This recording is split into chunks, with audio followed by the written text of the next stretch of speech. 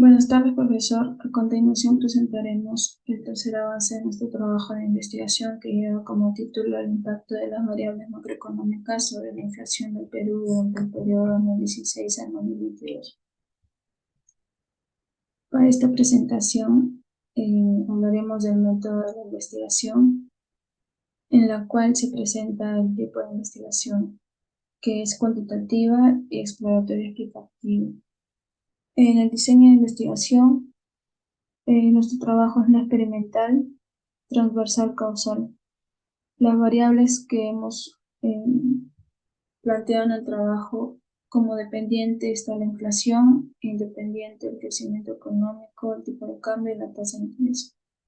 Y en la muestra de nuestro trabajo es de frecuencia mensual, en la cual abarca el periodo del 2016 al 2022.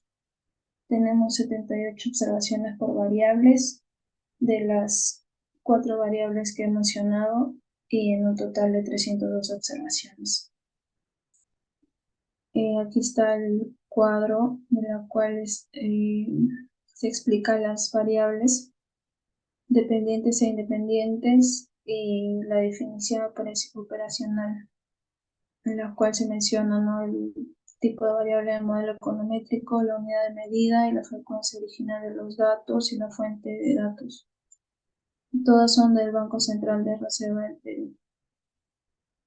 Para los instrumentos de investigación, en la ficha de investigación tenemos la fuente, la que hemos explicado, la teoría de expectativas de inflación según los postulados neokeynesianos, la teoría de la curva de Phillips, y es a base de datos del Banco Central de Reserva. En las observaciones en serie de tiempo, en la muestra de 302 observaciones, las variables que ya mencioné anteriormente.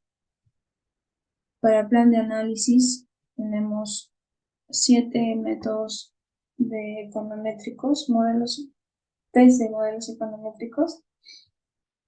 El test de autocorrelación de Birch-Godfrey, la cual habla de si existe o no autocorrelación en el modelo. El test de Harke-Vera, si existe normalidad, en la cual en la hipótesis nula es si existe y en la hipótesis alternativa no existe. El test de causalidad de Granger habla de si existe o no causalidad. El test de cambio estructural de Chow es si existe o no quiebres estructurales. De Dickey-Fuller, si hay presencia de raíz unitaria. La prueba de Poisson, la cual explica de si existe o no cambio estructural en las variables. Y por último, la test de Ramsey, si existe o no linealidad en los parámetros. A continuación expondrá mi compañero en la última, que es resultados de la investigación. Iniciaremos con la exposición en cuanto a los resultados. En primer lugar, tenemos los estadísticos descriptivos del modelo del IPC, del PBI, del tipo de cambio y de la tasa de interés. Como podemos ver, tenemos que la desviación estándar no tiene un coeficiente demasiado alto, lo cual nos indica que no hay demasiada variabilidad. Sin embargo, en el PBI vemos que sí, este tiene un coeficiente elevado de 14.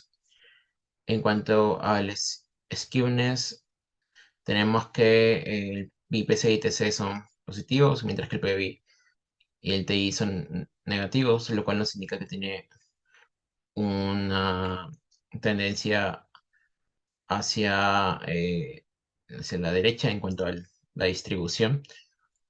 Y la cortosis nos indica que es lectocúrtica al ser positiva. En cuanto al Hakevera, tenemos que el p-value es en la mayoría de las variables, como el IPC, el PBI y el tipo de cambio, no presentan normalidad, dado que tiene un p-value por menor del 5%, mientras que la tasa de interés tiene uno mayor al 0.05, lo cual nos indica que sí es una variable que presenta normalidad. Al realizar los test de estacionariedad a través del filtro, a través de Philip Perron, eh, podemos analizar que en cuanto a la tasa de interés, encontramos que en esta variable con intersecto y tendencia tenemos estacionariedad. De igual forma, en cuanto a la variable del tipo de cambio, pues, vemos que está sin intersecto y sin tendencia también presenta estacionariedad. En cuanto a la variable del IPC, podemos notar que con intersecto y tendencia presenta estacionariedad, mientras que el PBI en su variable nivel constante nos sale que tiene estacionariedad, dado que la probabilidad es de menos del 0,05. Una vez que determinamos que las variables son estacionarias, podemos realizar el test de Granger. A través de este test podemos hallar cuáles son las relaciones causales que existen entre las diferentes variables y esto nos ayudará a poder identificar el modelo que usaremos para nuestro bar. Lo más resaltante aquí es que en cuanto al tipo de cambio sobre el PBI no presenta algún tipo de causalidad, por lo cual hemos decidido descartar esta variable del modelo. Y en cuanto al bar en sí, podemos analizar que tenemos un bar con 9 rezagos, eso según el criterio de la criteria, según el criterio de Akaike, Schwartz y Hannah Wynne. Según ese criterio, en, en Schwartz y Hannah Quinn podíamos usar un bar con 3 rezagos, pero también según el criterio de Kaique, también un bar con 9 rezagos. Sin embargo, a pesar de que el bar con 3 rezagos tenía una mejor predisposición por los criterios, hemos decidido usar el bar con 9 rezagos, dado que este cumple, si bien no llega a cumplir el supuesto de normalidad, sí llega a acercarse muchísimo al valor que podría rechazar la hipótesis nula, por lo cual hemos decidido mantener el lugar con 9 rezagos. De igual forma, en el PBI y además en el IPC, hemos podido notar que todas las variables, las variables en los 9 rezagos tienen significancia, por lo cual nos indica la validez del modelo, pero sobre todo a través del criterio de las raíces, hemos determinado que al tener valores menores a 1, este modelo es estable. Además, encontramos las variables dummies que hemos utilizado. Si bien hemos hecho una combinación, hemos realizado la generación de una combinación mayor de variables dummies, es en esta combinación que hemos utilizado en el bar, en la cual hemos obtenido un mejor resultado, sobre todo por el criterio de normalidad, dado que si bien ya estábamos corrigiendo la heterocedasticidad con las variables dummies, eh, no lográbamos acercarnos a poder superar el criterio de normalidad con p-value mayor al 5%. Sin embargo, con esta combinación podemos utilizar los 9 rezagos que nos dan la posibilidad de estar muy cerca a superar el 5%. De igual forma, en cuanto al bar, tenemos que hay un R cuadrado del 82%, el cual explica la variación por nuestras variables en 82%, lo cual es un buen indicador.